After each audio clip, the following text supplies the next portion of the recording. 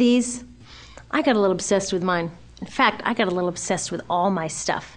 Have you ever wondered where all the stuff we buy comes from and where it goes when we throw it out? I couldn't stop wondering about that, so I looked it up. And what the textbook said is that stuff moves through a system from extraction to production to distribution to consumption to disposal. All together, it's called the materials economy.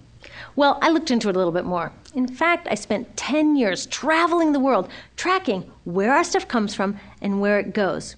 And you know what I found out? That is not the whole story. There is a lot missing from this explanation. For one thing, this system looks like it's fine. No problem. But the truth is, it's a system in crisis. And the reason it's a system in crisis is it's a linear system and we live on a finite planet. And you cannot run a linear system on a finite planet indefinitely. Every step along the way, this system is interacting with the real world. In real life, it's not happening on a blank white page. It's interacting with societies, cultures, economies, the environment. And all along the way, it's bumping up against limits. Limits we don't see here because the diagram is incomplete. So let's go back through. Let's fill in some of the blanks and see what's missing. Well, one of the most important things that's missing is people. Yes, people. People live and work all along this system. And some people in this system matter a little more than others. Some have a little more say. Who are they? Well, let's start with the government. Now, my friends tell me I should use a tank to symbolize the government, and that's true in many countries and increasingly in our own. After all, more than 50% of our federal tax money is now going to the military.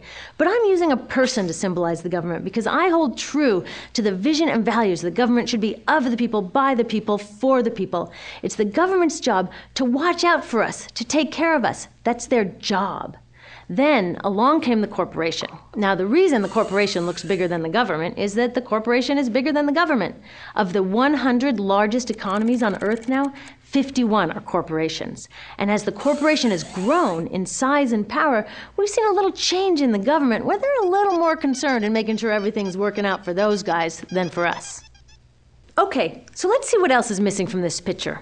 We'll start with extraction, which is a fancy word for natural resource exploitation, which is a fancy word for trashing the planet. What this looks like is we chop down the trees, we blow up mountains to get the metals inside, we use up all the water, and we wipe out the animals. So here we are running up against our first limit.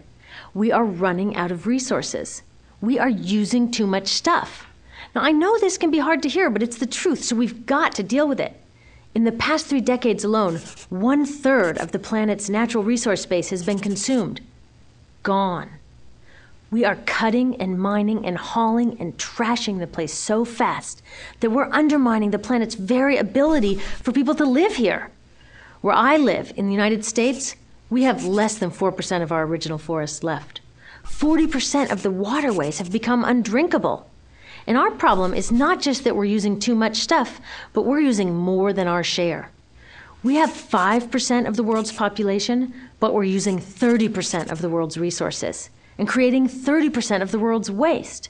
If everybody consumed at US rates, we would need 3 to 5 planets. And you know what? We've only got 1. So my country's response to this limitation is simply to go take somebody else's. This is the third world, which some would say is another word for our stuff that somehow got on somebody else's land. So what does that look like? The same thing, trashing the place. 75% of global fisheries now are fished at or beyond capacity. 80% of the planet's original forests are gone. In the Amazon alone, we're losing 2,000 trees a minute. That is 7 football fields a minute. And what about the people who live here? Well, according to these guys, they don't own these resources, even if they've been living there for generations. They don't own the means of production, and they're not buying a lot of stuff. And in this system, if